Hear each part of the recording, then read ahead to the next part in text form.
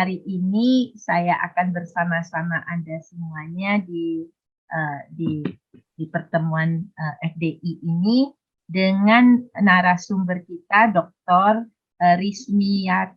Rismiati Kusma, psikolog, dan juga dengan alumni kita ya, Hana Kristina Uranus, empati dan calon psikolog. Mereka sudah melakukan penelitian ya dari penelitian tesis ya dari Hana ya, dan kolaborasi dengan Bu Teti ya, dengan hal yang berkaitan dengan altruisme serta apakah altruisme itu bisa sebagai moderator di antara variabel resiliensi dan SWB ya, untuk calon psikolog, dengan judul yang mereka sudah tentukan, yaitu apakah altruisme dapat berperan sebagai moderator antara resiliensi dan subjective well-being pada calon psikolog ya. Nah, hari ini, malam ini saya kembali menyapa semuanya ya. Semoga kita akan senang untuk bertemu di FDI ini dan kita sama-sama kembali belajar lebih mendalam tentang penelitian-penelitian yang ini lebih bersifat itu ya, penelitian yang banyak yang bersifat klinis ya juga ya di sini ya untuk calon psikolog ya. Nah, oke. Malam ini sebelum saya akan meneruskan menyerahkan ya waktu ini kepada para narasumber kita, saya akan membacakan CV dari para narasumber malam ini. Hartina dan Sani boleh bantu ya?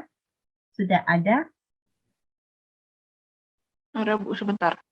Oke. Nah, saat ini sudah banyak yang sudah hadir ya. Kita saat ini ada 41 orang. Nah, kalau saya baca riwayatnya Dr. Rismiati Kusma, psikolog ya. Ibu ini dari Bandung ya, dan saat ini sepertinya masih tetap di Bandung. Oke. Boleh di-share.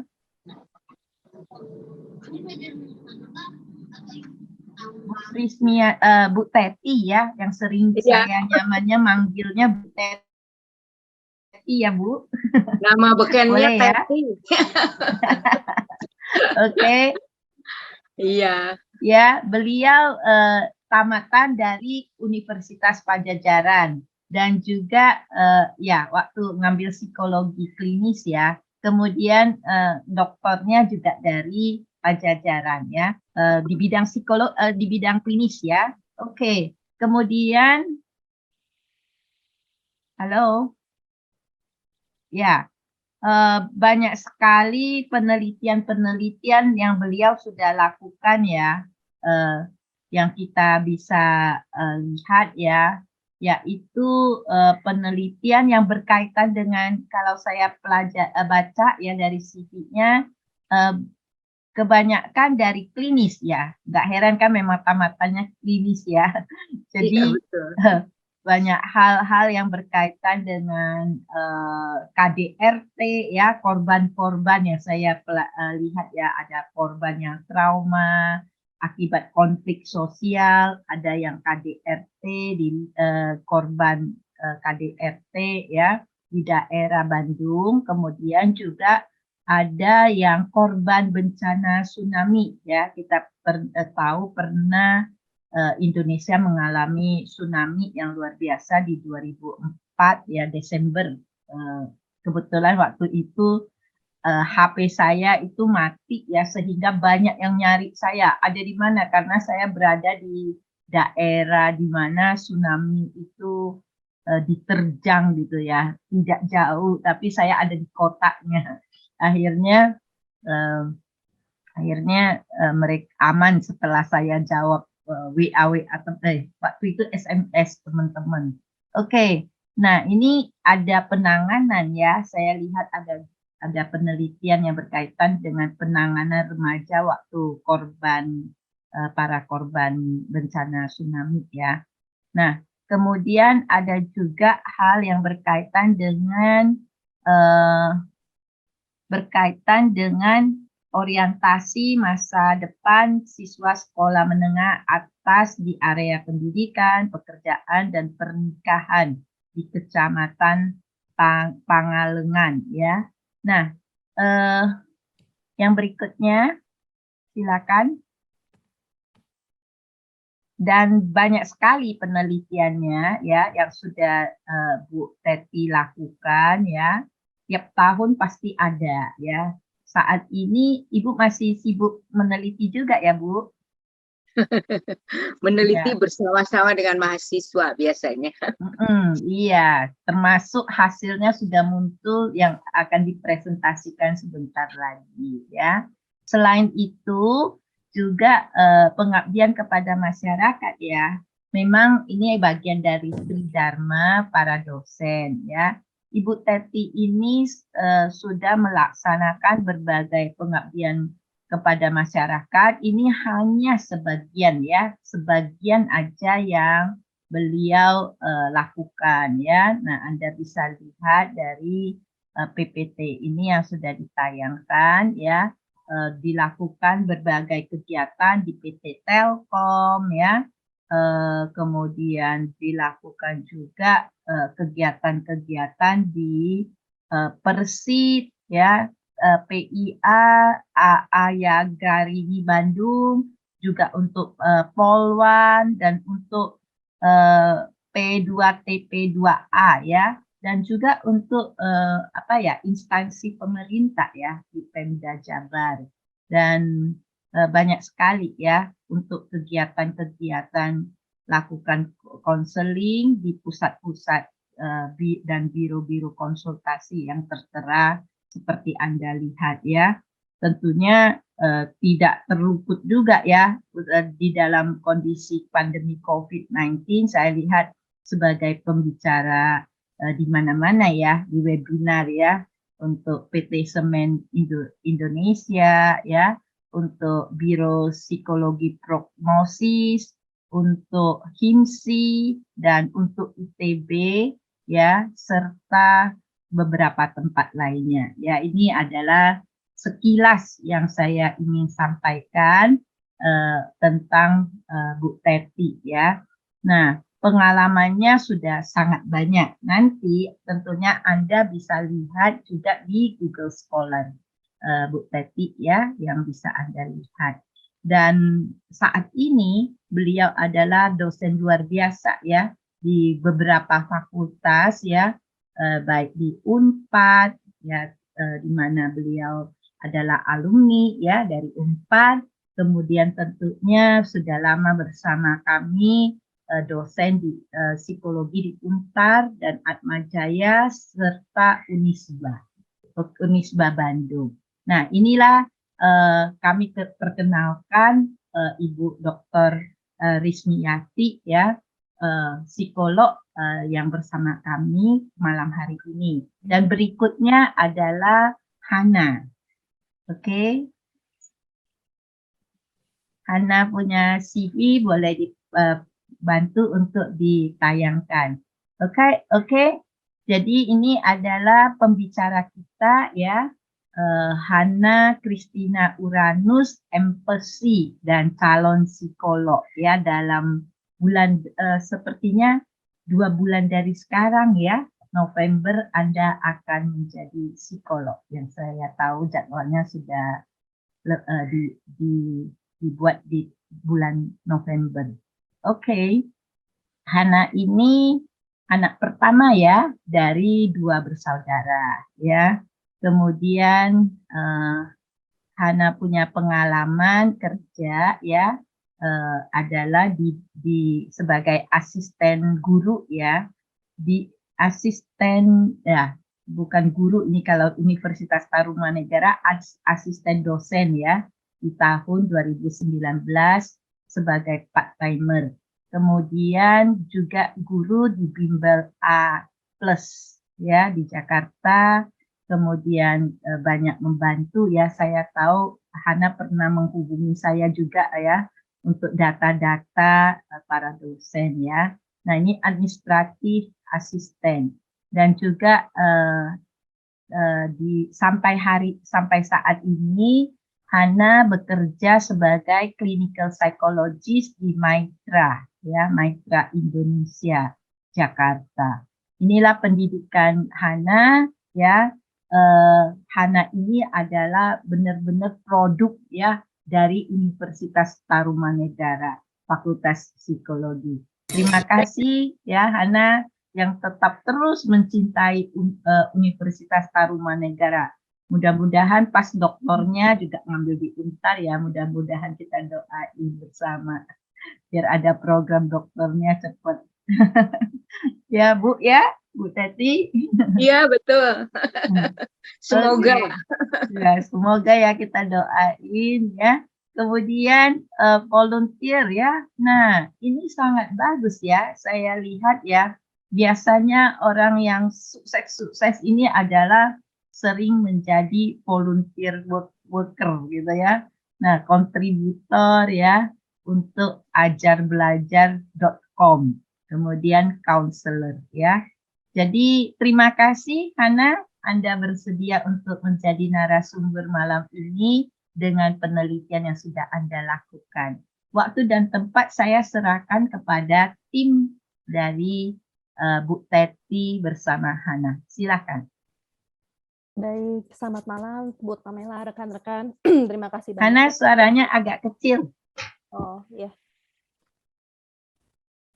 Apakah saat ini sudah terdengar, Ibu? Terdengar, tapi masih agak kecil di tempat saya ya. Nggak tahu deh kalau dari teman-teman. Kurang besar.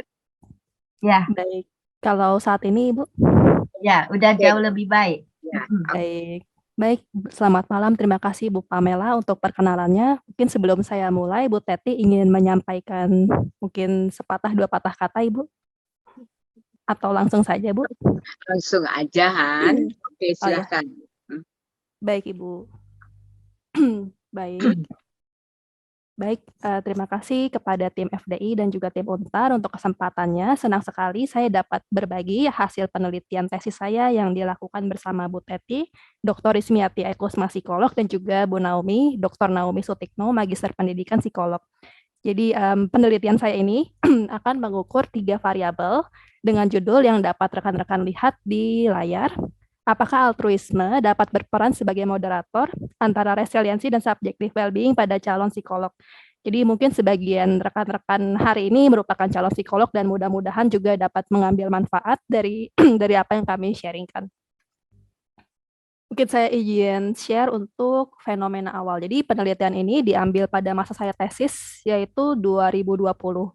Pada 2020 itu saat itu sedang terjadi COVID, banyak terjadi penyesuaian di mana-mana, mulai dari pekerjaan, mungkin sekolah, dan juga ibadah, dan bagaimana masyarakat dapat bersosialisasi. Jadi ke tempat publik dibatasi, ke mal dibatasi, dan juga tak terlepas juga dari pendidikan, sekolah, dan perkuliahan. Nah, adanya adaptasi ini menurut berbagai jurnal ditemukan dapat menimbulkan berbagai perasaan negatif, khususnya pada mahasiswa. Mungkin beberapa mahasiswa mengalami kecemasan, mungkin ada yang mengalami depresi dan stres. Salah satu institusi pendidikan yang juga mengalami penyesuaian adalah Universitas X dengan program S2 Psikologi Profesi. Jadi di Universitas X ini, profesi psikologi terbagi menjadi 3 peminatan, yaitu klinis, pendidikan, dan PIO. Dan setiap peminatannya itu perlu melalui 2 tahapan, yaitu tahap kemagisteran pada semester-semester awal, yaitu semester 1-3, dan juga tahap keprofesian.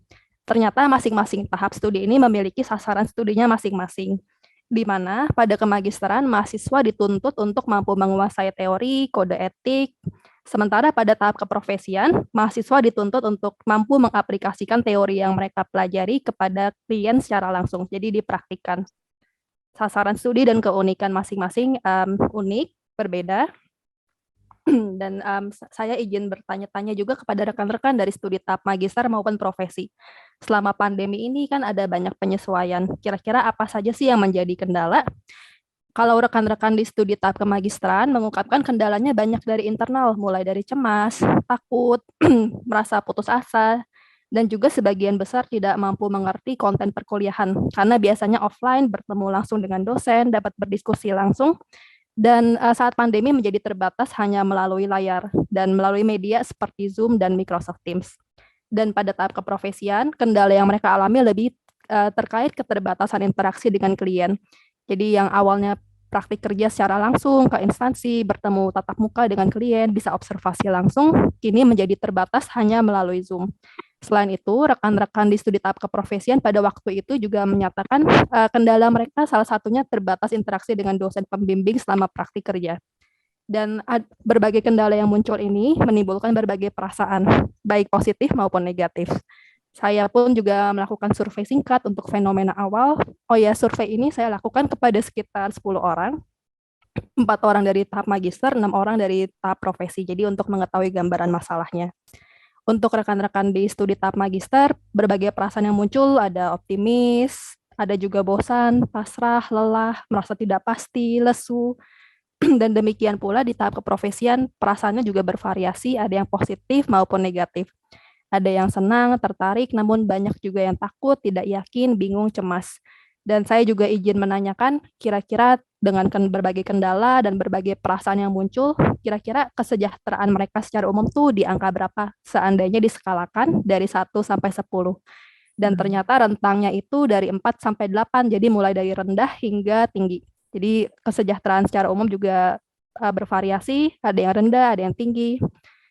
Dan saya pun juga menanyakan saat mengalami kesejahteraan dengan tingkat tersebut, kira-kira apa yang dilakukan, ada perilaku apa yang muncul, mulai dari menunda, ada yang jadi kontraproduktif, namun ada juga yang menjadi lebih berusaha, ada effort lebih, berusaha lebih berdiskusi dengan rekan. Mungkin kalau di Microsoft Teams diberikan materi berusaha dicatat dengan lebih detail.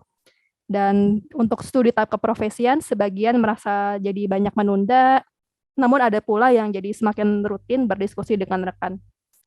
Terlepas dari berbagai kendala yang terjadi, kira-kira apa motivasi rekan-rekan mahasiswa ini untuk melanjutkan perkuliahan? Dan semuanya ternyata memiliki jawaban yang sama, hampir sama, konsisten. Mereka memiliki kecenderungan untuk membantu orang lain, walaupun saat ini mereka susah, kuliahnya terbatas, banyak tantangan, tapi mereka ingin terus berjuang karena mereka merasa ingin membantu orang lain melalui profesi sebagai psikolog saat lulus nantinya. Jadi sebagai mahasiswa, kami pun harus bertanggung jawab dan berusaha untuk bangkit dari keterbatasan yang terjadi. Mereka concern, banyak orang yang perlu dibantu, dan banyak memiliki misi untuk mensejahterakan, ingin kompeten memberikan solusi, khususnya sebagai psikolog. Baik, jadi untuk latar belakangnya, kami menemukan bahwa stres yang dialami oleh calon psikolog saat itu berada pada tingkat rendah hingga sedang, terdapat berbagai keluhan, berbagai perasaan, dan kesejahteraan ini dapat dijelaskan oleh konsep subjective well-being yang akan saya jelaskan lebih lanjut di teori nantinya. Subjective well-being diprediksi juga oleh resiliensi, bagaimana seseorang dapat bangkit, dapat tangguh dari tekanan atau keterbatasan yang dialami. Dan resiliensi dan subjective well-being ini pada calon psikolog khususnya ternyata kami berhipotesis bahwa ini diperkuat oleh adanya altruisme, yaitu kecenderungan untuk mensejahterakan orang lain. Bagaimana calon psikolog ingin membantu orang lain, jadi tetap harus resilient dan dengan demikian menjadi well-being atau sejahtera. Nah, mengapa penelitian ini perlu dilakukan? Kira-kira apa urgensinya? Subjective well-being perlu diteliti karena ternyata orang yang mengalami kesejahteraan atau subjective well-being ternyata ditemukan lebih produktif dalam pekerjaan, mampu menjalin hubungan interpersonal atau dengan orang lain yang lebih positif, dan juga memiliki kesehatan fisik dan mental yang lebih baik untuk jangka panjangnya. Dan untuk profesi-profesi yang melayani, apabila pekerjanya mengalami subjective well-being, mereka akan lebih mampu untuk berinteraksi dengan lebih efektif pada klien. Jadi penelitian kami ini bertujuan untuk menguji secara empiris, kira-kira apakah betul altruisme memoderasi hubungan antara resiliensi dan SWB, subjective well-being, khususnya pada calon psikolog profesi di Universitas X selama pandemi COVID-19. Berikut adalah teori. Jadi kami mencari dari berbagai referensi dan jurnal. Dan untuk subjective well-being, kami menggunakan teori dari Dinner, Oishi, dan Lucas, di mana seseorang yang memiliki subjective well-being memiliki perasaan positif yang tinggi atau dimensi afeksi positif, perasaan negatif yang rendah, afeksi negatif yang rendah, dan juga memiliki kepuasan terhadap kehidupan secara umum yang baik atau evaluasi secara kognitif. Jadi ada 3 dimensi dari SWB menurut Dinner, Oishi, dan Lucas.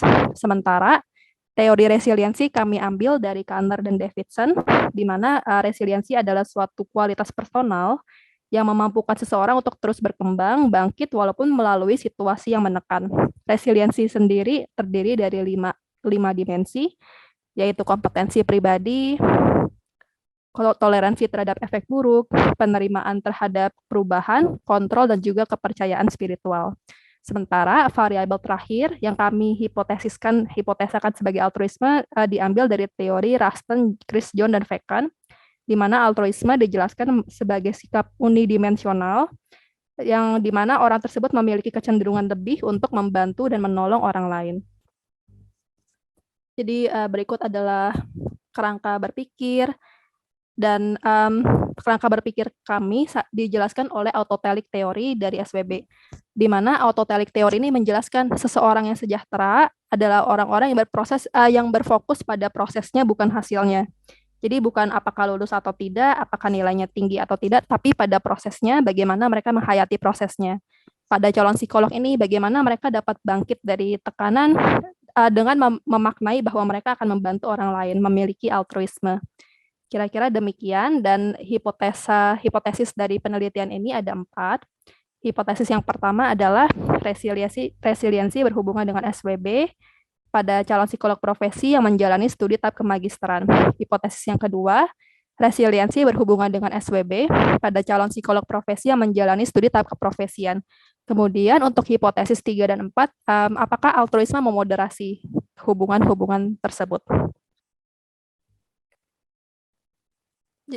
Berikut adalah metodologi bagaimanakah penelitian ini dijalankan. Penelitian ini adalah penelitian kuantitatif, non-eksperimen, dan menggunakan kuota sampling. Jadi kami mencari tahu kira-kira di tahap kemagisteran ada berapa mahasiswa, di keprofesian ada berapa mahasiswa, dan menetapkan kuota minimal subjek yang diperoleh itu 75% dari masing-masing agar proporsional dan dapat dibandingkan. Dan hal tersebut sudah terpenuhi dan menghasilkan 104 partisipan calon psikolog profesi yang sebagai mahasiswa aktif menjalani perkuliahan, studi tahap magister, dan studi tahap keprofesian secara daring atau online. Kemudian untuk alat ukur, jadi untuk subjective well-being, alat ukur yang digunakan ada 2, yakni Scale of Positive Affect and Negative Affect, atau SPAN, untuk mengukur afeksi positif dan afeksi negatif, serta Satisfaction with Life Scale untuk mengukur evaluasi terhadap kehidupan secara umum. Kemudian untuk resiliensi menggunakan alat ukur Kanner-Davidson Resilience Scale yang dikembangkan oleh Kanner-Davidson. Untuk alat ukur SWB dan juga resiliensi, keduanya kami mengambil dari website resmi pembuat alat ukur tersebut yang sudah diterjemahkan ke bahasa Indonesia. Sementara untuk altruisme, kami menggunakan Self-Report Altruism Scale dengan menggunakan Expert Judgment. Saya izin lanjutkan, berikut adalah reliabilitasnya dan butir yang tidak digunakan. Seluruh butir yang digunakan harus memiliki corrected item total correlation di atas 0,2, sehingga dianggap layak. Saya izin lanjutkan. Berikut adalah data deskriptifnya. Jadi 92 orang dari partisipan adalah perempuan, 12 orang dari partisipan adalah laki-laki dengan rentang usia 21 hingga 30 ke atas, dengan 66 tahap kemagisteran dan 38 tahap keprofesian. Dan IP-nya pun bervariasi, tapi seluruhnya di atas 3,5. Kemudian tempat tinggalnya juga bervariasi. Jadi ini untuk gambaran agar kami dapat memahami partisipan. Kemudian berikut adalah gambaran setelah diukur, ditemukan bahwa SWB pada calon psikolog tahap magister maupun tahap profesi berada pada kategori tinggi, afeksi positifnya tinggi, afeksi negatif ada sedang, sementara evaluasi terhadap kehidupan secara umum atau kognitif berada pada kategori tinggi. Kemudian untuk resiliensi juga tinggi dan altruisme untuk kedua tahap studi berada pada kategori sedang. Kemudian izin lanjut ke hasil, kami menggunakan SPSS dan ditemukan adanya hubungan langsung pengaruh antara resiliensi dan SWB baik kepada baik kepada dimensi afeksi positif, afeksi negatif maupun kepuasan terhadap kehidupan secara umum. Jadi untuk hipotesis 1 dan hipotesis 2 diterima, resiliensi memang ditemukan berhubungan dengan SWB, baik pada tahap magister maupun pada tahap profesi. Setelah kami memastikan bahwa resiliensi berhubungan dengan SWB, kami lanjut dengan uji moderator. Uji efek moderator ini menggunakan program proses yang ada di SPSS dan dikembangkan oleh Andrew F. Hayes. Pada tahap magister, altruisme ditemukan memoderasi hubungan antara kontrol dan afeksi negatif, serta dimensi penerimaan terhadap perubahan terhadap afeksi negatif. Jadi kalau dilihat secara gambaran besar, keseluruhan resiliensi tidak dimoderasi oleh altruisme. Namun apabila kita lanjut menelaah secara per dimensi, ternyata ada, yaitu pada dimensi kontrol dan penerimaan terhadap perubahan. Sementara pada tahap keprofesian, altruisme ditemukan memoderasi dimensi kontrol terhadap kepuasan terhadap kehidupan secara umum. Jadi secara keseluruhan tidak, namun apabila ditinjau per dimensi, altruisme memoderasi dimensi kontrol. Baik, kemudian agar data penelitian lebih kaya, kami juga melakukan uji beda menggunakan ANOVA dan independent t-test. Saya izin lanjutkan saja. Berikut adalah hasil diskusinya. Untuk tahap magister dan tahap profesi, kami menguji menggunakan independent t-test dan ditemukan bahwa dimensi kognitifnya berbeda. Hal ini dapat jadi untuk diskusi ini kami mencari jurnal dan menemukan bahwa ada variabel yang dinamakan faktor identitas profesi. Jadi mahasiswa pada tahap profesi sudah mendalami tanggung jawabnya sebagai psikolog dengan lebih baik, dengan lebih dalam, dan dengan demikian mampu memiliki dimensi kepuasan terhadap kehidupan secara umum yang lebih baik. Apalagi dengan mereka lebih banyak belajar, banyak menggunakan kognisinya, sehingga dimensinya lebih tinggi dibandingkan pada tahap kemagisteran. Kemudian untuk altruismenya ditemukan pada kategori sedang, hubungan antara resiliensi dan SWB terbukti dan identik pada calon psikolog yang menjalani studi tahap magister dan profesi. Tapi walaupun demikian, apabila disertai dengan altruisme, maka hubungannya menjadi berbeda. Di mana pada tahap magister, altruisme hanya memoderasi dimensi tertentu, yaitu dimensi penerimaan terhadap perubahan dan dimensi kontrol. Sementara pada tahap keprofesian, altruisme hanya memoderasi dimensi kontrol. Pada studi tahap kemagisteran, mereka baru masuk di perkuliahan, masih menyesuaikan diri, sehingga kami menduga penerimaan ini menjadi dimensi yang menonjol bagi mahasiswa pada tahap tersebut.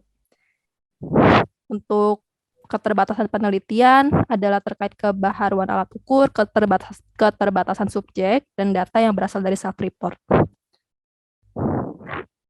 Jadi untuk kesimpulan dari penelitian kami, SWB dan resiliensi pada calon psikolog berada pada kategori baik, altruismenya berada pada kategori sedang. Dan dapat dikatakan bahwa semakin tinggi resiliensi pada calon psikolog profesi, semakin tinggi pula tingkat SWB. Begitupun sebaliknya, semakin rendah resiliensi, maka semakin rendah pula tingkat SWB. Kemudian altruisme memang berperan sebagai moderator hanya pada dimensi tertentu saja. Pada studi tahap magister, hanya pada dimensi kontrol dan penerimaan terhadap perubahan. Sementara pada tahap keprofesian hanya pada dimensi kontrol. Jadi untuk saran teoritis lebih lanjut, peneliti selanjutnya dapat mengidentifikasi faktor-faktor yang membentuk SWB, resiliensi, altruisme, dan mungkin dapat dilanjutkan dengan sampel pada karakteristik demografis yang berbeda. Kemudian untuk saran praktis mungkin dapat dicarikan suatu cara untuk meningkatkan dan memfasilitasi altruisme yang berada pada tingkat sedang tersebut agar menjadi lebih maksimal. Demikian presentasi saya. Terima kasih banyak, Ibu. Mungkin Bu Teti ingin menambahkan, Bu? Enggak, untuk sementara udah mungkin ya. Kita nanti tunggu pertanyaan aja ya, Hana. Ya, baik Ibu. Terima kasih Bu Pamela. Ya, terima kasih banyak Hana sudah presentasi dengan luar biasa ya. Menarik juga ini PPT-nya ya warna-warni dengan penuh apa ya gambar cintanya. Oke, Ceria ya ya Bu Kak, Pamela ya. memang kan psikolog harus memperhatikan kesejahteraan orang lain kan, apalagi pakai altruisme. Oke, jadi silakan waktu dan tempat kami boleh berikan kepada teman-teman yang lagi berjuang untuk tesis Anda ya. Jadi ini tempat yang terbaik untuk Anda bertanya. Ini adalah eh, teman-teman ya narasumber adalah bisa jadi panutan Anda untuk cepat berhasil tesis Anda ya. Jadi di sini sudah ditayangkan bermacam-macam alat ukur. Mana tahu ada yang juga lagi nyari atau tertarik ya tentang alat ukur ini. Jadi silakan untuk bertanya ya kepada Hana maupun kepada Bu Teti ya yang akan menambahkan juga. Nah, Hana boleh Pak nggak kalau ini diturunkan dulu ya PPT-nya? Oke, makasih. Ini sudah ada pertanyaan loh. Ada Maya Sari ya, ada bahkan si Hartina ya, staf dari FDI ini menarik nih ya, dia akan bertanya juga. Astri ya. Jadi silakan Maya Sari dulu. Ya, terima kasih Bu. Selamat malam Ibu Teti dan juga Ibu Pamela dan juga pada Saudari Hana, selamat sudah beres ya, sudah siap jadi psikolog. Kebetulan saya pembimbingnya dengan Ibu Teti juga. Saya mau tanyanya boleh ya tentang teknis. Tentang teknis itu pertama adalah mau tahu ini sih Bahana proses sampai memilih variabel ini. Karena kalau kita baca jurnal kan banyak sekali variabel ya.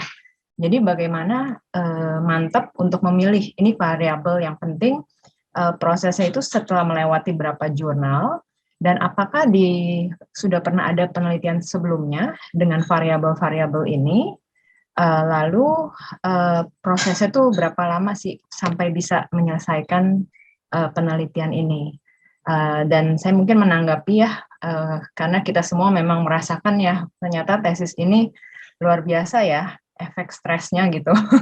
Jadi saya juga ada pertanyaan sebagai psikolog, kita mau menolong orang ya, tapi kadang kita mau menolong diri sendiri tuh, wah ternyata tidak semudah itu gitu ya. Jadi saya pernah cerita gitu sama rekan saya, oh mungkin tesis ini adalah kesempatan kita untuk ngerasain ya, jadi klien yang sedang stres gitu. Jadi kita ngerti cara menanganinya.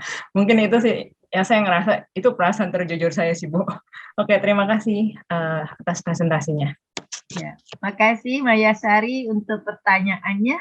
Apakah dari tim mau langsung menjawab dulu? Atau mengumpulkan dulu beberapa pertanyaan? Silakan tekniknya diserahkan kepada tim. Usul Bu Pamela boleh 3 penanya dulu? Boleh. Ya. Kalau begitu sekarang yang berikutnya adalah Hartina. Hartina silakan bertanya Hartina. Ya, selamat malam. Boleh dinyalakan ini kameranya. Nah, teman-teman sebenarnya alangkah baik ya kalau bisa nyala kameranya. Seperti kita bisa saling melihat ya di kelas walaupun jauh ya. Nah, apalagi bertanya ya harus nyalain kamera. Oke. Ya, selamat malam Bu Silakan. Titi, Hana, serta rekan-rekan mahasiswa semuanya. Saya senang banget hari ini dengar presentasi ini gitu. Terutama tadi ada satu kalimat yang bikin saya kesentil nih kayaknya kayak kalau mahasiswa yang well-being itu mahasiswa yang enjoy the process bukan enjoy the end gitu ya.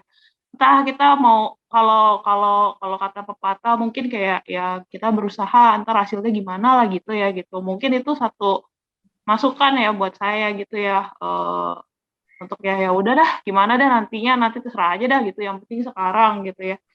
Nah, ada beberapa hal nih yang bikin saya menarik dan ingin saya tanyakan gitu ya. Pertama, mungkin untuk boleh nggak si Sana nih bantu nih ceritakan nih proses pencarian partisipan dalam penelitian itu seperti apa sih? Karena kan mungkin beberapa teman-teman di sini yang lagi tesis kan penting banget nih ya untuk menentukan partisipan gitu kan.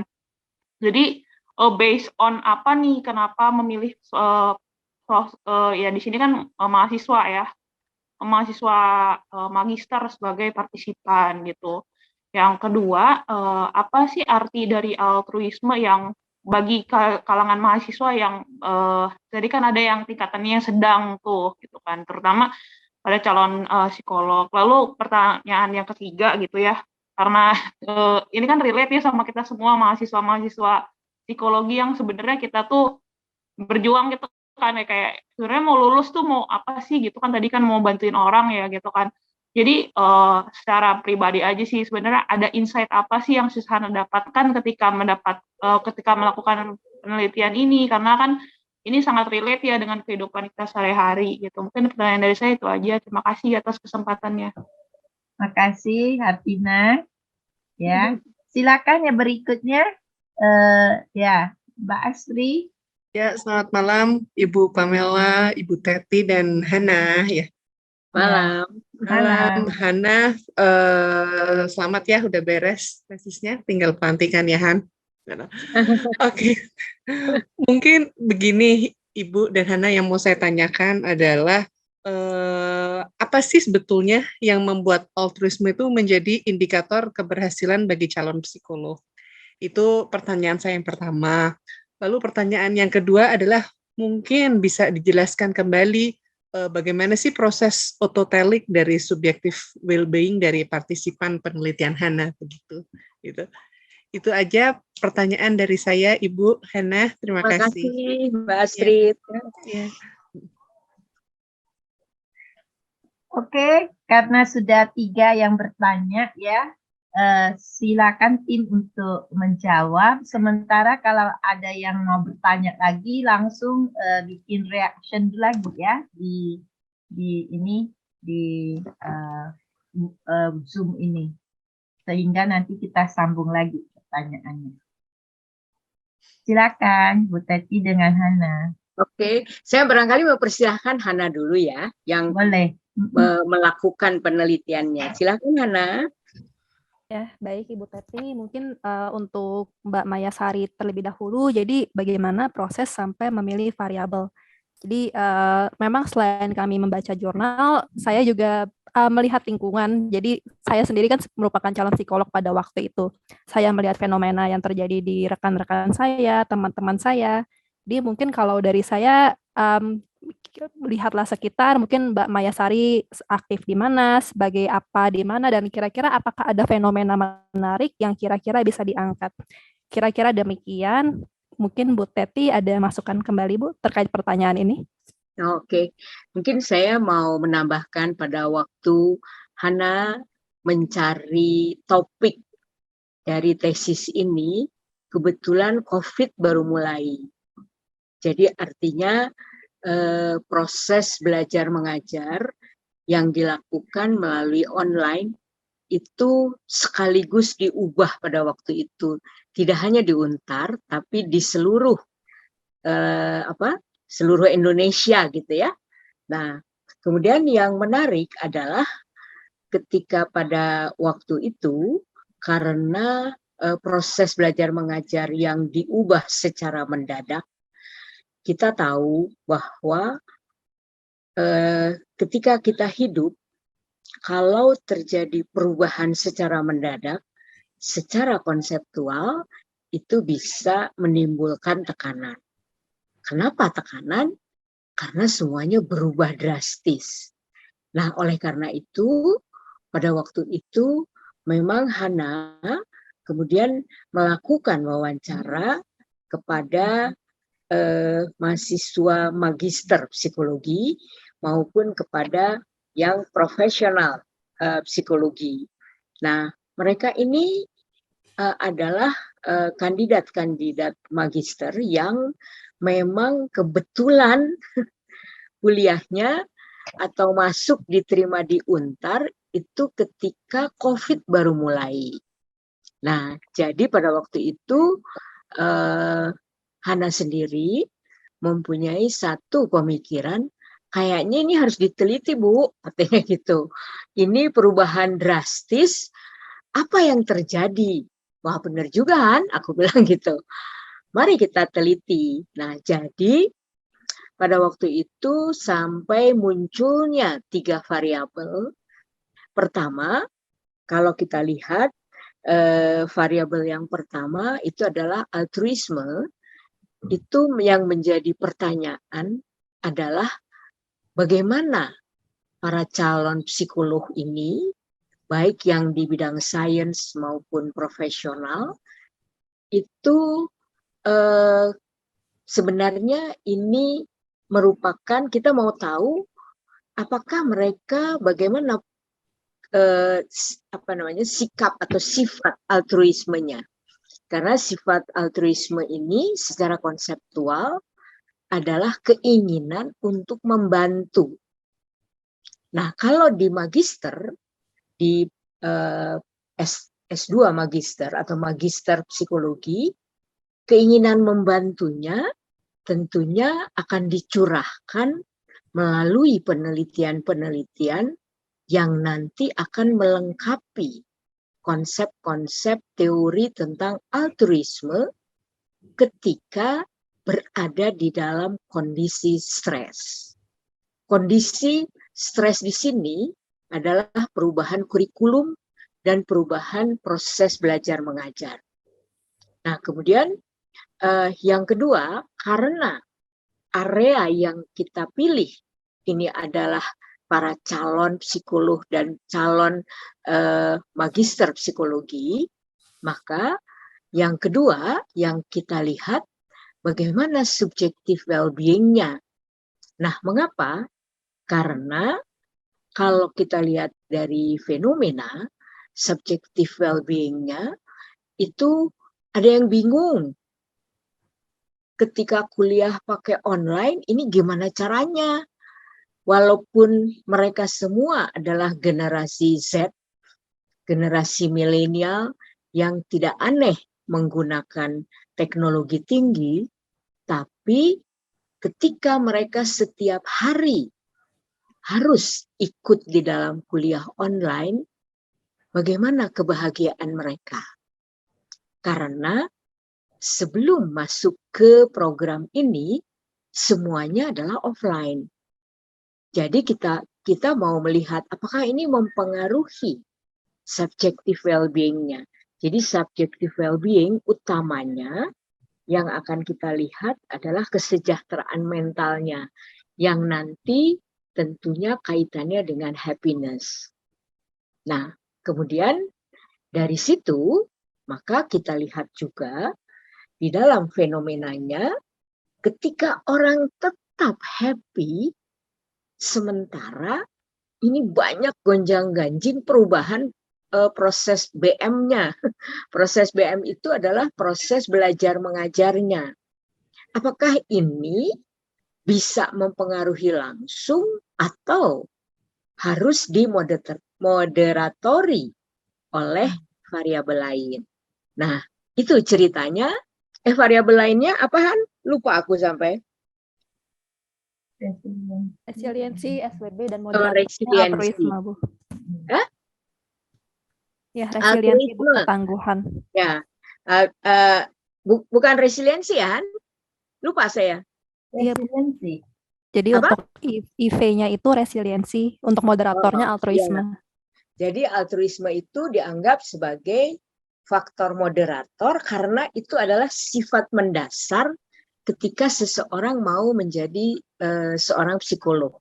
Psikolog sains maupun psikolog profesional. Jadi resiliensinya karena ada gonjang-ganjing perubahan proses belajar mengajarnya, sedangkan altruisme kita mau melihat apakah di sini kita lihat apakah ini dipengaruhi oleh tadi sikap menolong melalui sains dan menolong secara profesional, artinya melalui praktek. Nah, itu barangkali tambahan saya dari pertanyaan Maya. Terima kasih. Oke, makasih banyak. Maya, kira-kira sudah semakin jelas? Ya, terima kasih Bu. Ya, Ya, terima kasih Maya. kalau begitu kita pindah ke pertanyaannya Hartina ya, Bu Teti dan Hana. Ya, Silakan. silakan. Silakan Han, dijawab dulu. Baik, terima kasih Mbak Maya Sari dan Bu Teti untuk pemaparannya. Untuk pertanyaan Sis Hartina, mungkin untuk pemilihan partisipan ya, mungkin kira-kira sama seperti yang Bu Teti jelaskan. Saat itu kami melihat di lingkungan kami ada fenomena baru COVID dan bagaimana calon-calon psikolog ini dapat mencoba. Suara Hana tidak terlalu jelas. Oh iya, maaf Ibu. Ya, baik. Jadi terkait pemilihan partisipan mungkin seperti yang tadi Bu Teti juga sudah coba jelaskan, kami melihat fenomena dan ingin mencari tahu lebih lanjut pada masa COVID kira-kira bagaimana mereka tangguh dan bagaimana mereka menolong baik pada yang tahap magister maupun profesi. Mungkin saya izin lanjut ke yang altruisme tingkat sedang ya Sis Hartina. Dan ini memang penemuan menarik. Sementara partisipan saya ini merupakan calon psikolog yang jika lulus akan menjadi psikolog. Namun mengapa tingkat altruisme mereka sedang? Kira-kira apa maknanya? Soal ini saya juga sempat berdiskusi untuk beberapa pertemuan dengan Bu Teti untuk mencari tahu jawabannya, mendapatkan insight. Dan pada akhirnya saya mendapatkan pemikiran altruisme yang sedang ini bukan berarti tidak ada, bukan berarti nol. Jadi calon psikolog ini memiliki altruisme, hanya saja masih bersifat pasif. Jadi mungkin masih perlu didorong oleh dosen-dosennya, masih perlu didorong oleh supervisornya agar dapat mengeluarkannya. Dan untuk altruisme yang berada pada tahap sedang ini cenderung tinggi, jadi memiliki prognosis atau kemungkinan sangat baik, sangat mampu dikembangkan dengan dorongan-dorongan dan arahan-arahan dari pihak luar seperti dosennya. Mungkin Bu Tete ingin menambahkan Bu tentang altruisme yang tingkatnya sedang pada mahasiswa. Ya, baik. Mungkin jawaban dari Hana sudah baik ya, bahwa altruisme itu adalah satu ciri karakter seseorang yang mau menolong. Jadi artinya mereka peduli terhadap masalah orang lain dan ada getaran gitu di dalam dirinya. Kayaknya aku harus menolong dia deh gitu. Kayaknya aku harus membantu dia gitu loh. Nah, artinya ini yang seperti tadi dikatakan merupakan salah satu variabel yang memang akan diukur. Nah, dari hasil pengukurannya ternyata kalau kita lihat dari perolehan datanya, altruismenya lebih banyak tergolong sedang. Nah, sedang artinya keinginan untuk membantu sudah ada, tetapi belum menjadi bagian dari hidupnya.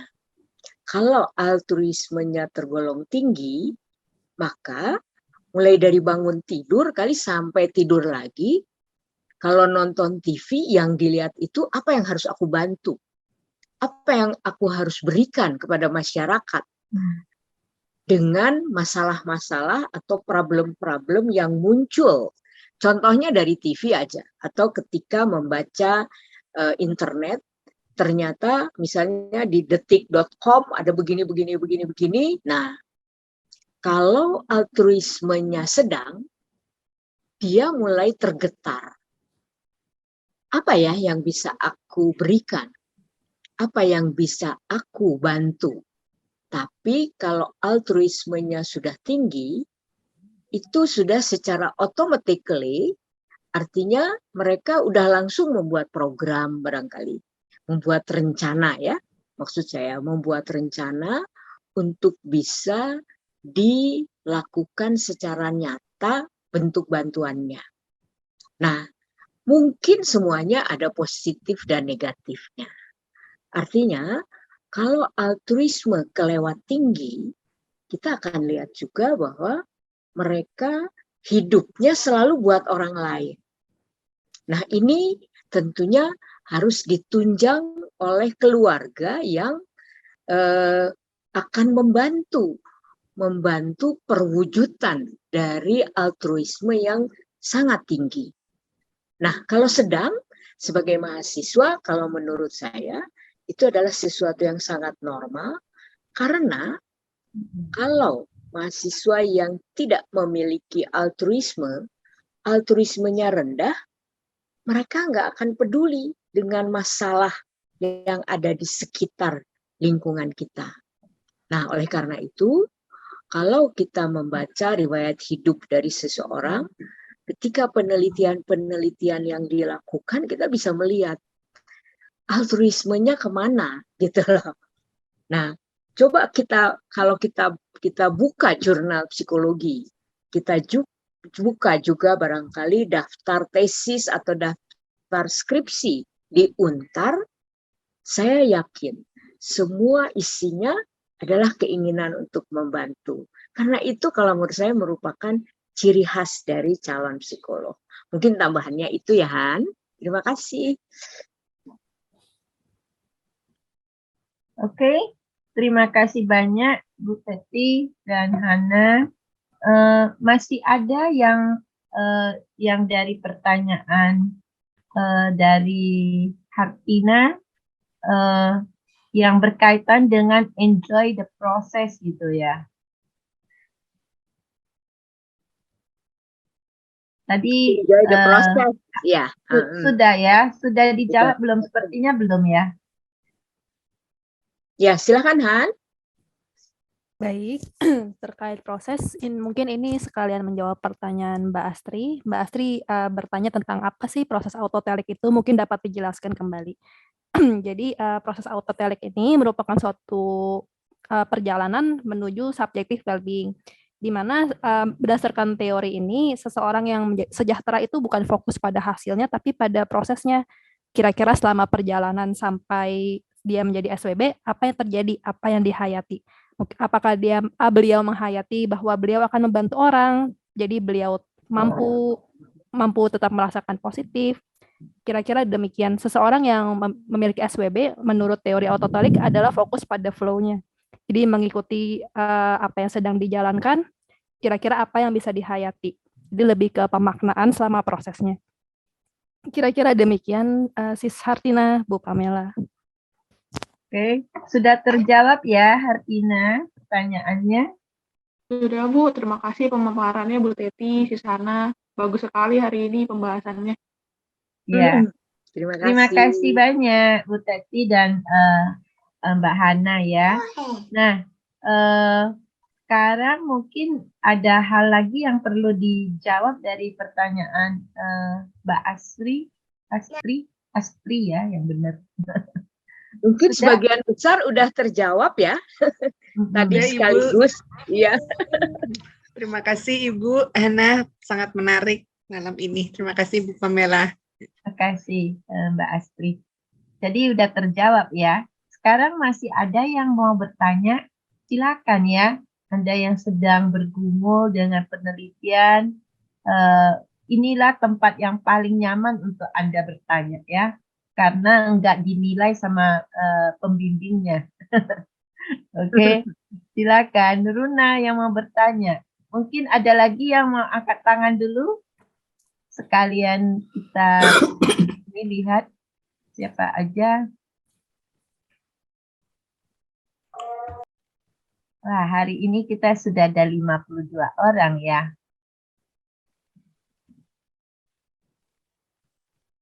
Nah, sebelum kemana-mana ya, sebelum nanti kita mulai kasih kesempatan untuk bertanya ya, saya jadi ingat ya, teman kita di sini, staf dari FDI, Saudara Sani sudah menyiapkan sedikit ya sesuatu ya untuk kita nikmati bersama ya sambil kita renungkan kutipan-kutipan yang menarik-menarik yang sudah dikumpulkan oleh Saudara Sani ya. Sani silakan ya di-share dulu ya sambil Runa ya, Ruslinda dan Fatima nunggu sebentar ya. Boleh ya? Oke. Silakan.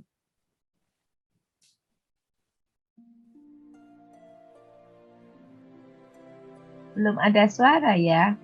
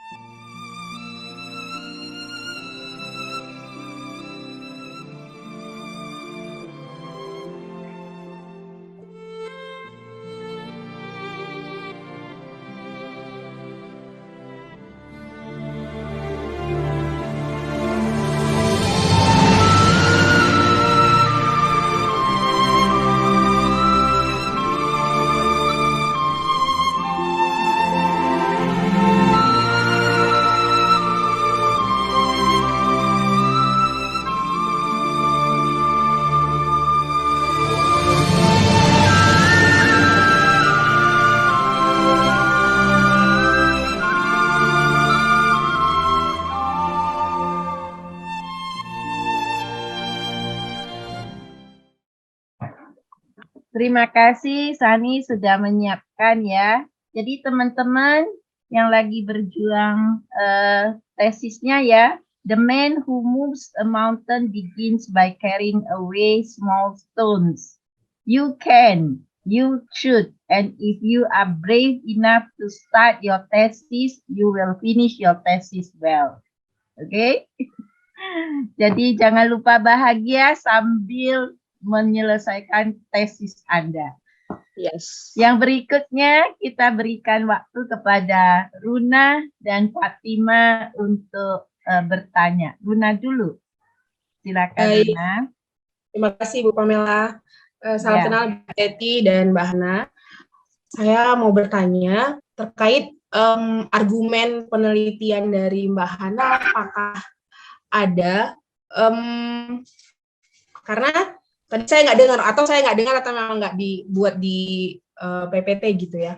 Karena saya pernah ditanya juga gitu, kalau penelitiannya sudah ada, ngapain lagi diteliti gitu kan?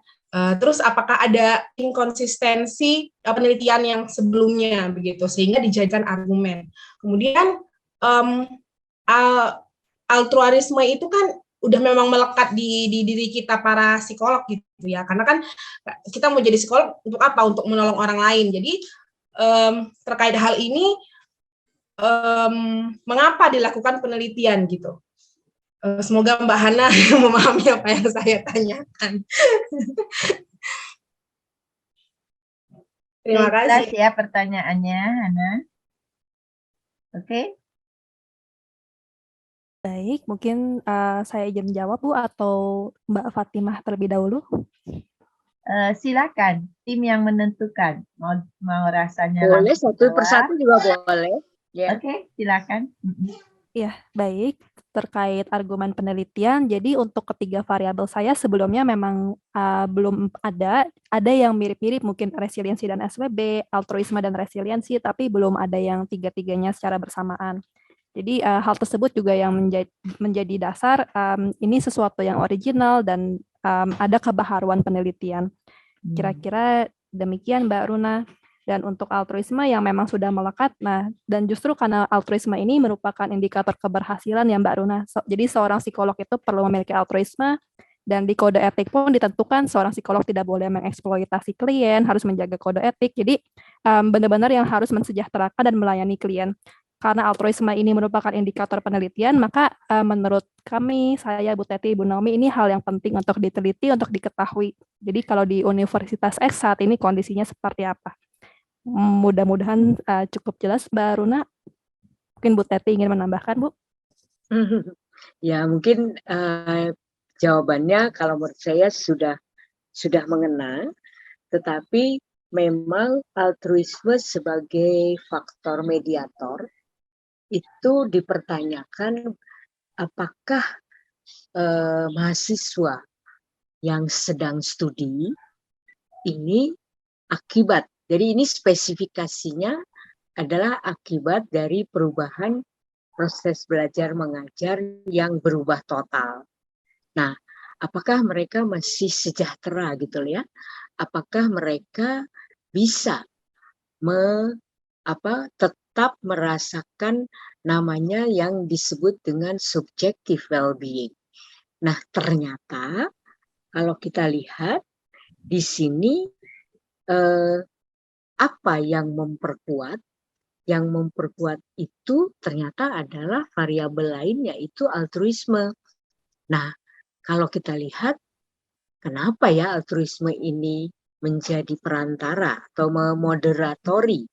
Nah, sekarang kan menjadi bukan moderator ya, mediator. Nah, kalau kita lihat di sini ternyata mereka bisa tetap merasakan kebahagiaan itu disebabkan karena ada niat membantu. Itu yang barangkali menjadi hasil penelitian yang perlu digarisbawahi. Nah, artinya bahwa kalau ada mahasiswa yang masuk ke program magister psikologi, tapi karena disuruh oleh orang tuanya atau disuruh pacarnya, dia belum tergerak untuk membantu, itu mungkin kebahagiaannya bisa bersifat semu. Yang penting kerjaanku selesai. Yang penting aku sudah membantu. Tapi inilah yang barangkali ditemukan dari penelitian ini. Nah, sekarang mungkin nanti bisa dipertanyakan juga ke Mbak Hana ya. Artinya temuan-temuan spesifik apa yang perlu disebarluaskan. Nah, artinya di sini bisa menjadi pertanyaan baru, kalau sekarang sudah bukan online, apakah ini tetap sama? Karena penelitiannya memang penelitian yang spesifik karena adanya perubahan proses belajar mengajarnya. Begitu barangkali tambahan dari saya. Terima kasih. Ya, makasih banyak Bu Teti. Ya, ini Makasih Bu. ini bahkan saran Mbak untuk Luna. teman-teman yang lagi mencari ya untuk penelitian-penelitian baru gitu ya. Iya, betul. Oke. Jadi Runa sudah puas dengan jawabannya? Iya, karena kalau tadi jawaban Mbak Hana dikatakan karena belum ada diteliti tiga hal ini tuh saya pernah juga mengungkapkan hal itu, tapi dikatakannya tidak kuat begitu. Tidak ada argumen, misalnya ada penelitian lain, misalnya resiliensi itu berdampak negatif, satu penelitian lain itu yang positif, nah gitu. Jadi kalau hanya karena belum pernah diteliti, itu alasan yang tidak kuat begitu. Ini saya bertanya karena saya juga ditanya hal itu gitu, Mbak Hana. Ya, oke. Ya, kalau saya sih barangkali pertanyaan itu sangat bagus ya, karena memang kalau motivasi melakukan penelitian itu memang harus ada dasarnya ya Mbak ya, dasarnya.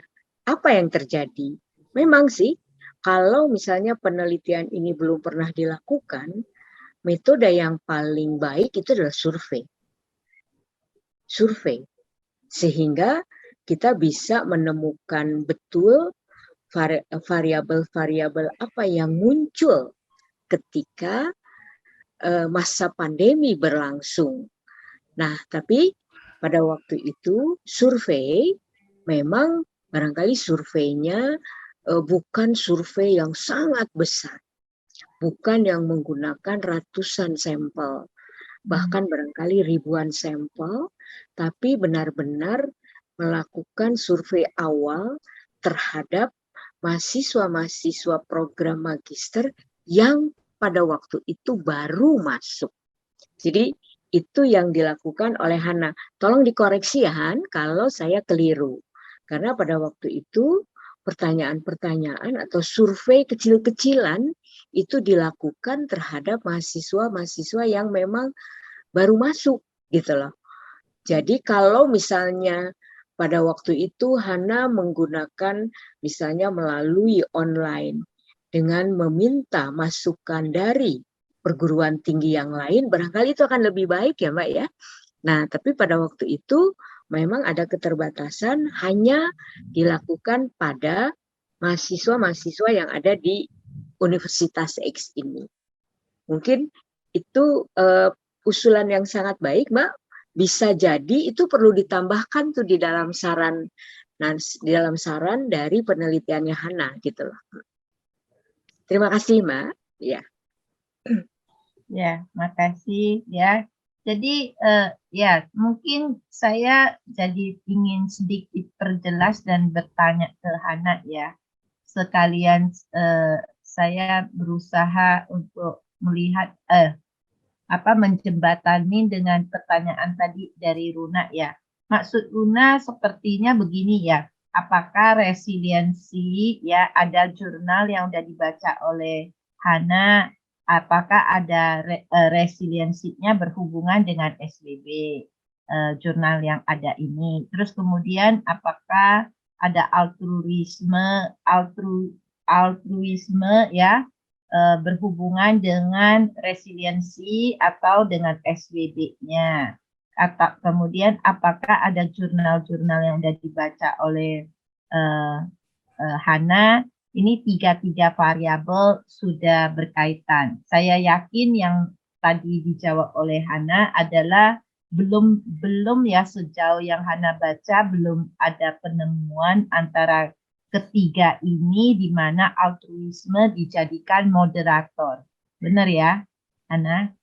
Seperti itu kan?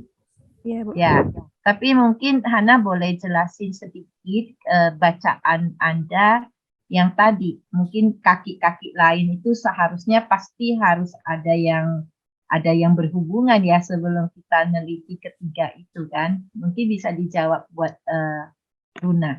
Makasih.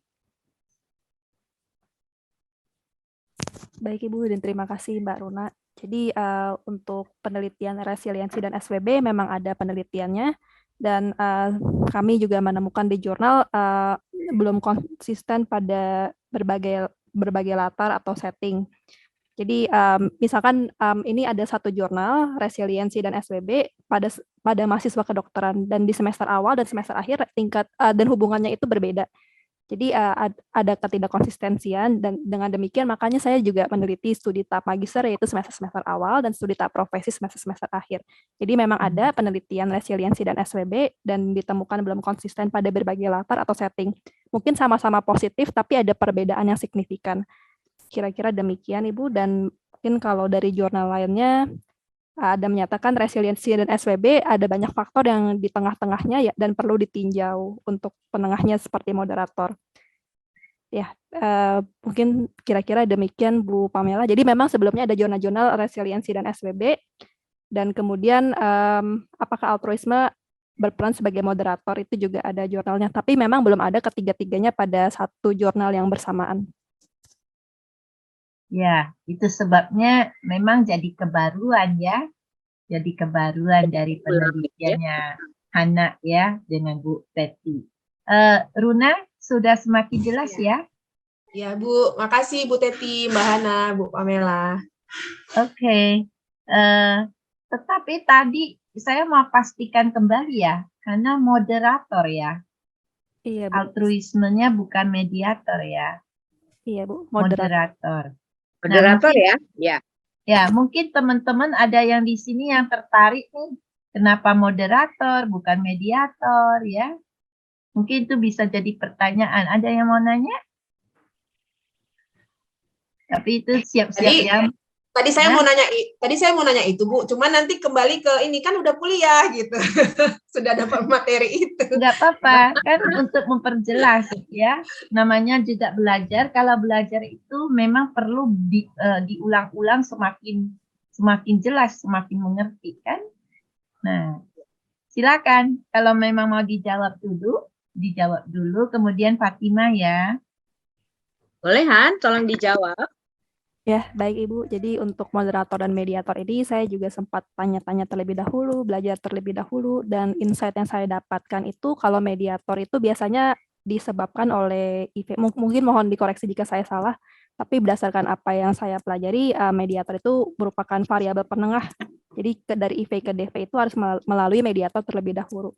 Sementara kalau moderator, IV dan DV bisa langsung tanpa moderator. Namun dengan adanya moderator ini hubungan dapat menjadi semakin kuat, atau dapat menjadi semakin lemah atau berubah arah. Kira-kira demikian, Ibu. Mungkin Bu Pamela atau Bu Teti ada masukan? Iya. Silakan. Mungkin boleh saya menambah ya? Ya boleh Bu. Pamela ya. Silakan. Oke. Baik sahabat semua yang hadir pada hari ini kata moderator dengan mediator itu kedengarannya mirip. Kedengarannya mirip dan sering mungkin ada beberapa yang kalau menurut saya salah tempat gitu loh. Nah, artinya kalau mediator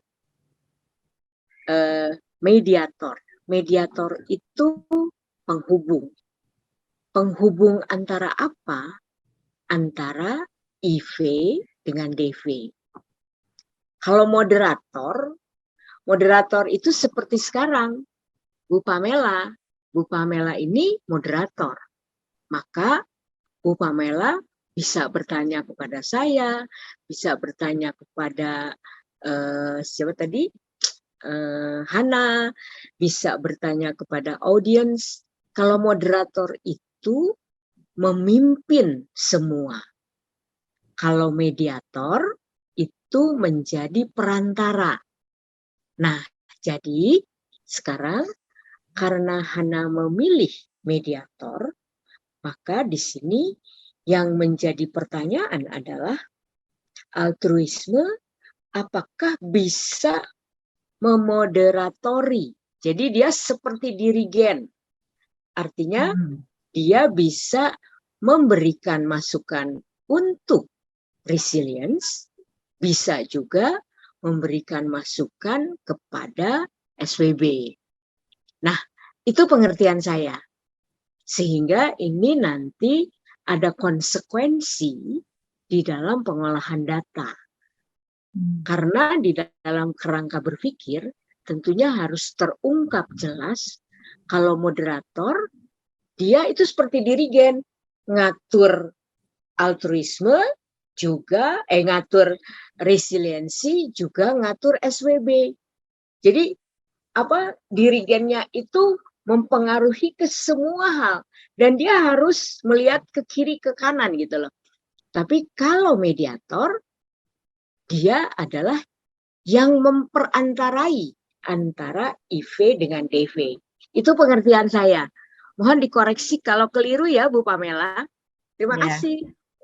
Oke, makasih Bu. Jadi moderator itu bisa nantinya menguatkan si resiliensi ataupun SWD kan akhirnya. Oke, jelas ya. Nah, sekarang kita pindah ke Fatima ya. Fatima, terima kasih ya sudah lama menunggu. Ini sekarang giliran Anda untuk bertanya sepuas Anda. Terima kasih Bu Pamela, Mbak Hana, Bu Teti. Saya juga jadi tercerahkan barusan tentang mediator dan moderator, jadi ingat kembali. Oke, pertanyaan saya mungkin agak melenceng, tapi menarik sekali pembahasan tentang resiliensi dan menghadapi perubahan gitu ya. Saya pernah dengar nih Bu tentang AQ, Adversity Quotient, kayak kecerdasan untuk menghadapi tantangan dan perubahan gitu. Cuman saya dengar kurang ilmiah katanya, sehingga beberapa peneliti memutuskan untuk menggunakan resiliensi sebagai variabel. Apakah mungkin saya berharap ada pencerahan sedikit gitu, mengapa sih si AQ ini kok dianggapnya kurang ilmiah gitu. Tapi kalau nggak tahu juga nggak apa-apa, karena Mbak Hana kan penelitiannya bukan tentang AQ ya, jadi saya agak berbelok sedikit, cuman ada rasa penasaran di situ. Terima kasih. AQ-nya maksudnya emotional quotient. Bukan, adversity. Iya, adversity quotient, Bu. Oh, adversity quotient. Oke. Iya. Ya, jadinya kan kalau saya sih mempunyai pendapat bahwa adversity quotient itu kan kaitannya barangkali dengan nanti ukurannya adalah kepada kecerdasan ya, kepada proses berpikirnya gitu loh. Kepada proses berpikirnya. Nah, kalau di dalam penelitian ini mau diteliti, mungkin adversity quotient itu bisa barangkali salah satu hal lain itu berperan sebagai faktor moderator atau faktor moderator di samping altruisme. Mengapa saya mengatakan posisinya di situ? Karena adversity quotient itu adanya di faktor kognitif. Kalau altruisme itu adanya di faktor, kalau kita lihat ini sebenarnya isinya adalah sikap kita. Sikap kita, keinginan kita untuk membantu. Nah, kalau misalnya di dalam altruisme, kalau ini merupakan ciri kepribadian yang merupakan mencerminkan sikap, maka di situ ada 3 hal yang harus kita ukur. Sebenarnya, kalau mau lebih lengkap, artinya bisa kita lihat faktor kognitifnya, bisa kita lihat faktor afektifnya, dan kita bisa lihat faktor perilakunya. Nah, sedangkan EQ itu adalah merupakan salah satu bagian dari kognitif. Nah, kalau misalnya ini mau diteliti, kalau menurut saya bisa ditempatkan sebagai satu variabel yang nanti kita lihat apakah ini mempengaruhi altruisme seseorang. Khususnya mungkin teori altruismenya diubah menjadi, kalau kita lihat sikap atau sikap membantu itu harus kita lihat dari 3 aspek. Aspek kognisinya, aspek afektifnya, suka tidaknya aku menolong seseorang, dan aspek perilakunya, yaitu aku action atau tidak untuk melakukan proses bantuan kepada orang lain. Nah, di dalam faktor kognitif ini, salah satunya barangkali ditentukan oleh adversity quotient. Mungkin itu jawaban saya. Semoga betul. Tapi kalau di antara kawan-kawan yang hadir pada hari ini mempunyai satu pendapat lain, monggo loh, mungkin bisa kita diskusikan dan bisa menjadi satu pencerahan lain. Terima kasih Bu Pamela. Ya, terima kasih Bu Teti, terima kasih juga ya Fatima. Nah, ada yang mau nambahin? Saya sebenarnya setuju dengan yang tadi udah Bu Teti sampaikan ya. Adversity itu kan lebih ke kemampuan seseorang ya untuk berpikir, terus mengelola, lalu mengatur dalam menghadapi tantangan kesulitan yang dia hadapi gitu ya. Kemudian ya semacam parameter ya dalam menghadap dalam kita lihat kemampuan Menganalisa barangkali seseorang ya menghadapi masalahnya dan bagaimana dia kelola hal itu. Jadi ada sedikit berbeda ya menurut saya dari resiliensi itu sendiri ya. Resiliensi kan biasanya sudah mengalami keterpurukan itu terus dia bangkit gitu ya. Itu yang ya. Jadi Fatima, mudah-mudahan ada sedikit pencerahan. Iya, tercerahkan sekali Bu. Jadi EQ itu lebih ke kognitifnya saja ya. Sementara tadi altruism dia ada di level sikapnya gitu sehingga lebih relevan menjadi moderator. Tinjauan altruismenya bisa ditinjau dari sudut lain yang menunjukkan sikap menolongnya gitu loh. Baik, terima kasih banyak Bu Teti dan Bu Pamela. Semoga Fatima dengan mendapatkan jawaban itu nanti malam tidurnya nyenyak. Ataupun nanti menjadi tantangan Anda untuk meneliti EQ. Iya, betul. Oke. Ya, yang berikutnya mungkin ada yang mau bertanya. Kita masih punya waktu ya. Nah, jangan lewatkan kesempatan untuk bertanya ya. Yang lagi bingung gitu ya. Ini juga pasti Hana nanti bisa juga ya berikan sedikit tips ya dalam menghadapi tantangan-tantangan yang ada ya. Anda juga boleh bertanya, tuh gimana Mbak Hana waktu menghadapi ujian tesis itu apa Mbak Hana gemetaran atau bagaimana? Persiapannya gimana gitu. Boleh tuh ya. Di FDI ini silakan Anda bertanya. Ini untuk persiapan-persiapan Anda dan juga tantangan yang Anda hadapi tapi belum ya kebingungan untuk mencari solusi, di sini boleh bertanya ya. Silakan.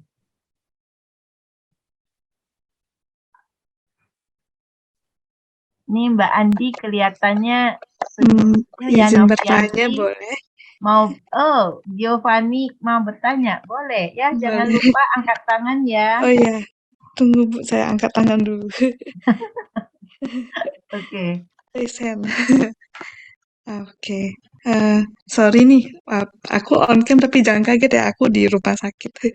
Oh, lagi kurang sehat ya? Kalau begitu nggak usah ya. Oh ya, oke. Izin ya Bu. Oke.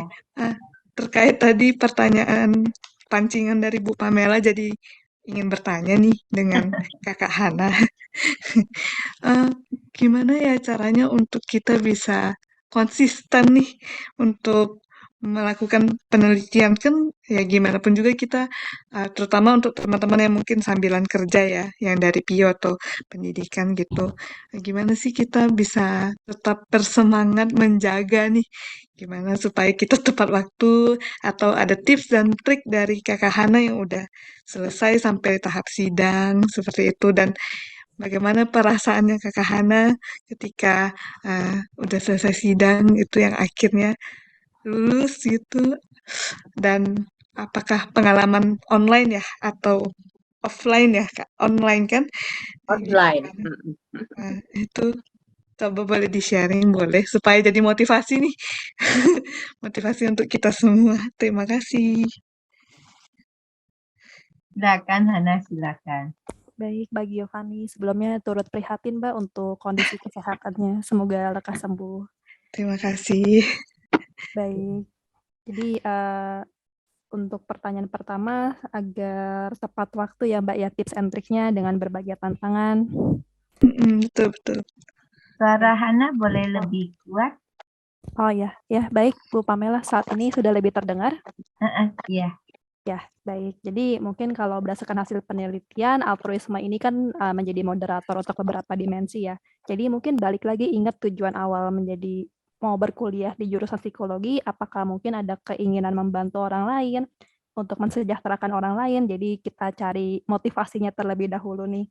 Dan kalau tadi berdasarkan teori autotelik, mungkin coba mungkin Mbak Giovanni dapat menghayati prosesnya dari perspektif yang berbeda, nikmati flow-nya. Oh mungkin saat ini saya lagi banyak tugas mungkin, banyak mencari jurnal, tujuannya ya agar saya nanti dapat membantu klien dengan lebih efektif, dengan lebih maksimal.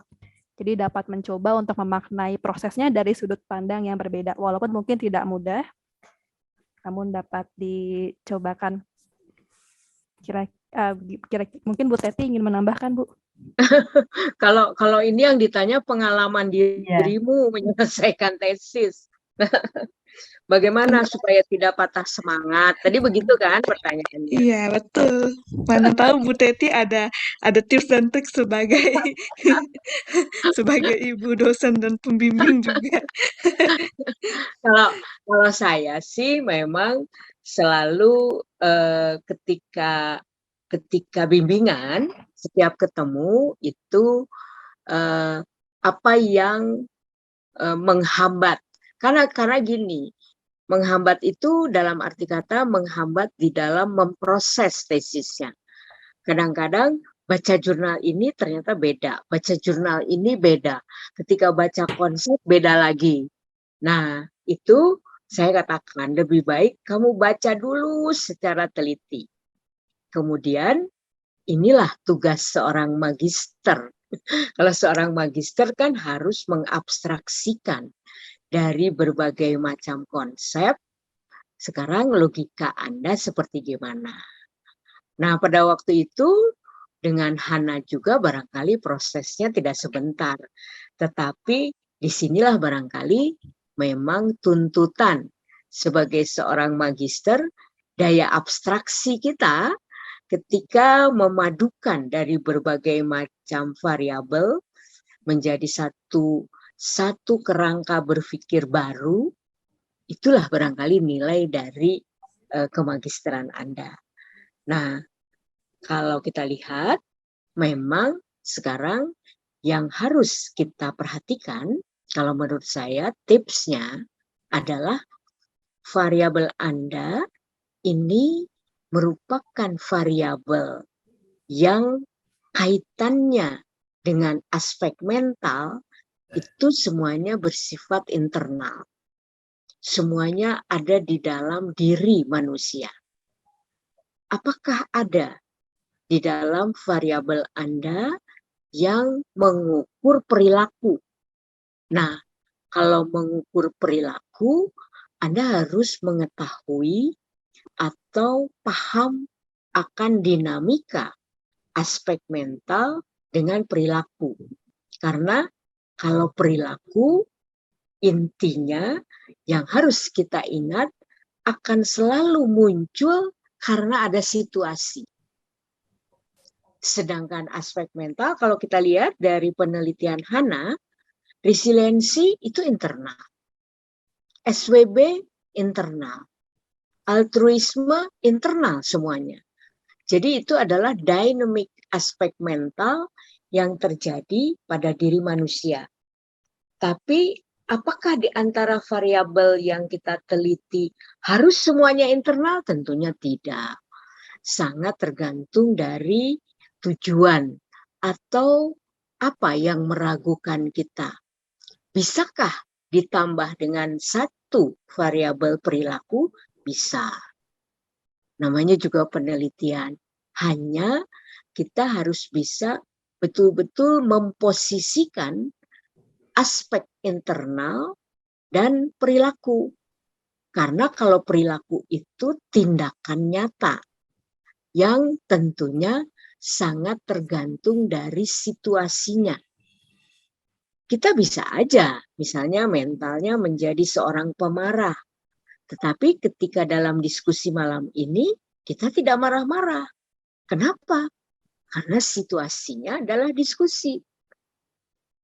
Nah, itu yang barangkali ketika kita membuat terutama akan mendudukkan berbagai macam variabel dan terutama ketika nanti kita menyusun kerangka berpikirnya. Kita harus tahu persis dinamik antar aspek. Nah, aspek internal akan mempengaruhi perilaku karena ada apa? Pasti ada situasi. Perilaku itu muncul karena ada situasi. Kalau sekarang perilaku yang ditampilkan oleh saya adalah perilaku menjawab, perilaku menambah informasi yang tadi sudah disampaikan oleh Hana. Tetapi apakah perilaku saya ini sama ketika diskusi malam ini dengan ketika membimbing? Nah, kalau sama, berarti itu adalah model perilaku saya. Saya sudah punya satu model perilaku yang sama. Nah, aspek mentalnya ini yang harus diteliti. Jadi kalau kita lihat, ketika kita memunculkan variabel perilaku, kita tidak bisa terlepas dari situasinya. Nah, misalnya tadi perilaku presentasi malam ini misalnya, atau perilaku nyontek misalnya. Perilaku nyontek tentunya ini apakah memang sejalan dengan aspek mental yang ada di dalam diri seseorang atau depend on situation. Nah, inilah yang barangkali menarik karena aspek mental tidak pernah atau tidak selalu sejalan dengan perilaku. Karena perilaku itu sudah ada yang tidak disensor. Tidak disensor itu artinya kalau aku pemarah ya keluarnya pemarah lagi. Tapi ada yang aku pemarah tapi keluar menjadi orang yang sangat disukai oleh orang lain. Nah, kalau di klinis barangkali dia jadi sakit mental atau enggak karena berpura-pura gitu loh. Nah, itu barangkali sedikit tambahan dari saya untuk menentukan variabel. Terima kasih. Ya, terima kasih banyak Bu Teti dengan tambahannya. Dan di sini ada tips dari temenku yang di chat room. Dari Runa itu dikasih tahu, Giovanni, tips dari saya itu ingat biaya kuliah yang mahal, Jo. Supaya kalau apalagi kalau perpanjangan tesis makin mahal nih. Sangat praktis ya. Itu praktis tuh ya. Tapi Giovanni boleh ya saya nambahin ya Hana dengan Bu Teti. Oh ya, silakan ingin tambahkan Giovanni. Nah, selain saya nggak berapa tahu ya Giovanni ini gimana gitu ya, apa sudah berkeluarga atau belum, tapi saya ingin kasih tahu untuk semuanya. Selain cintai pacarmu atau suamimu atau istrimu, Bu, ada kenalan dan cintailah juga variabelmu ya, dan tingkatkan keinginan tahumu untuk hasil penelitianmu ya. Dalam proses itu jangan lupa juga ya, killing two birds with one stone. Saya kasih tahu begitu artinya nikmati juga ya, nikmati mungkin di celah-celah penelitianmu itu bisa nikmati. Saya kasih contoh, waktu saya ngambil data ya di asrama mahasiswa, waktu itu di Filipina untuk disertasi saya harus terbang pakai pesawat ke beberapa tempat ya untuk mengambil data. Nah, di saat itu juga tempat yang baru, terus saya mendapatkan, ada kesempatan untuk ke durian plantation. Jadi saya nikmati juga pergi ke durian plantation sendiri yang ngambil duriannya dari pohon yang rendah itu. Jadi asik juga terus sambil makan durian. Jadi itu membuat semakin semangat untuk meneliti. Oke, kalau Anda merasa ingin tahu banget ya hasilmu, Anda akan berkorban walaupun susah, tapi akan berhasil. Kira-kira tips itu buat Giovanni ya.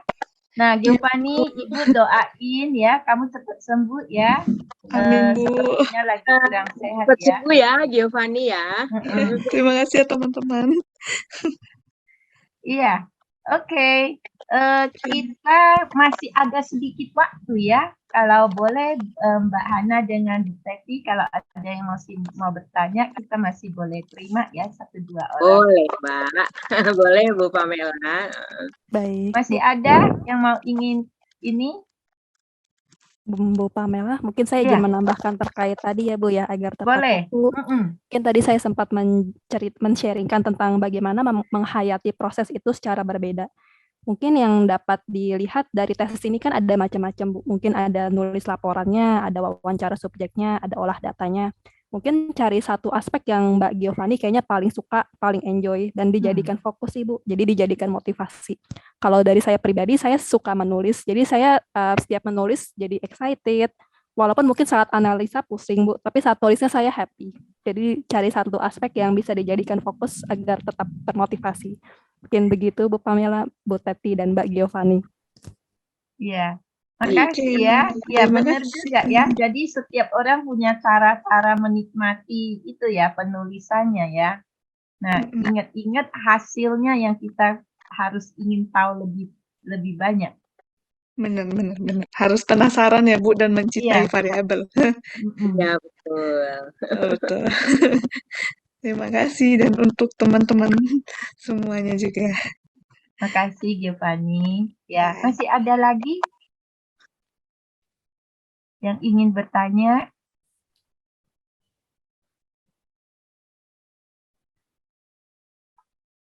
Nah, Hana, kamu apa enggak? Banyak kesulitan apa enggak dalam menulis ini ya? Menulis sitasi-sitasi? Iya Ibu, jadi tentu memang perlu teliti ya Bu ya. Jadi mungkin ada beberapa kali cek ulang dan mungkin kadang ada rasa jenuh juga. Jadi tantangannya banyak internal. Mungkin tadi Bu Teti sempat menceritakan tentang kondisi internal. Kalau dari saya mungkin kadang jenuh, kadang bosan, kadang merasa kok tidak selesai-selesai. Tapi ya itu saya coba fokus lagi. Saya tujuannya mau ngapain, mau jadi psikolog. Altruismenya kan membantu tuh Bu. Jadi gimana saya tetap bisa resilient dan tetap subjective well-being. Ingat tujuan awal dan juga fokus ke satu hal dari tesis ini yang membuat excited. Walaupun mungkin terlihat sepele. Mungkin saya suka edit-edit tulisan. Saat edit itu saya benar-benar nikmati sebelum lanjut ke analisa. Dan jadi mungkin senang menulis ya, Han? Ya Bu, mohon maaf Bu. Senang menulis. Iya Bu, betul. Iya, oke. Masih ada yang ingin bertanya? Kalau sudah tidak ada ya, Ibu ingin nanti dari Hatina sudah siapkan ya? Sudah siapkan sertifikat? Ya sudah Bu. Ya, oke. Kalau memang sudah tidak ada lagi yang ingin bertanya lagi, saya akan memakai waktu ini untuk menyerahkan sertifikat tanda terima kasih kepada para narasumber kita di FDI malam hari ini ya. Pertama-tama saya ingin serahkan ya secara virtual kepada Bu Dr. Risniati E. Kusma, psikolog, yang telah menjadi narasumber di kegiatan forum diskusi ilmiah UNTAR ya, dengan tema apakah altruisme dapat berperan sebagai moderator antara resiliensi dan subjective well-being pada calon psikolog. Ini diserahkan Jakarta 21 September 2022 ya, yang telah ditandatangani oleh Ketua Prodi kita ya di jenjang magister Dr. P. Tommy Suyasa psikolog. Ibu Dr. Rismiyati atas nama Fakultas Psikologi Magister ini ya Untar, kami mau menyerahkan sertifikat ini secara virtual. Terima kasih, Silakan Bu. diterima, Bu. Ya. Makasih ya, Bu.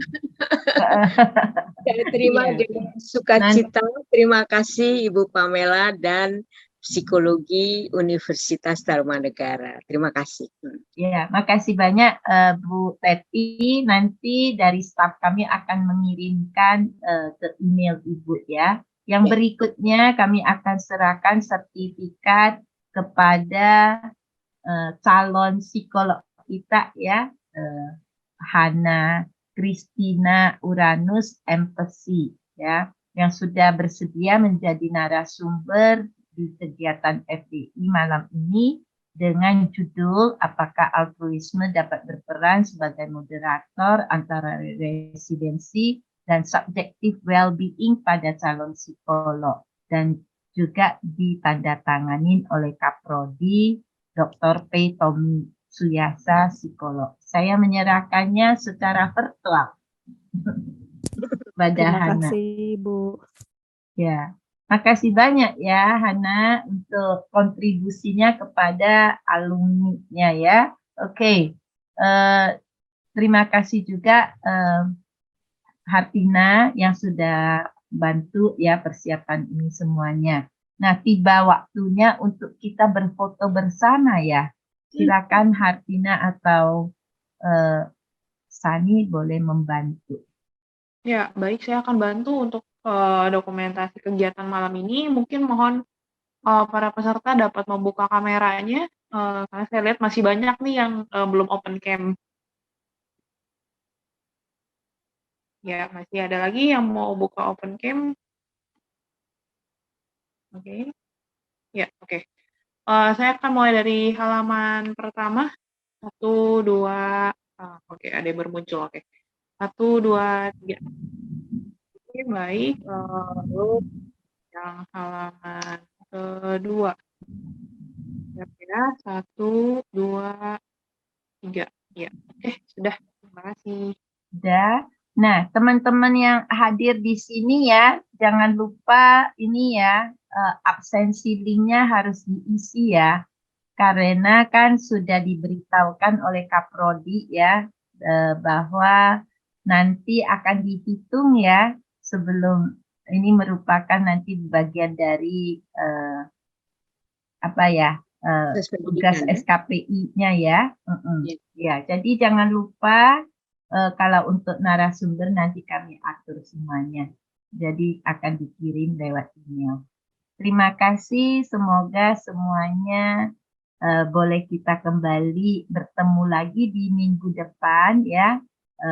Minggu depan seperti hari Rabu ya, jam yang seperti biasa ya, jam 7 sampai jam 9 ya. Nah, semoga semuanya sehat-sehat dan kita boleh kembali bersama di minggu depan.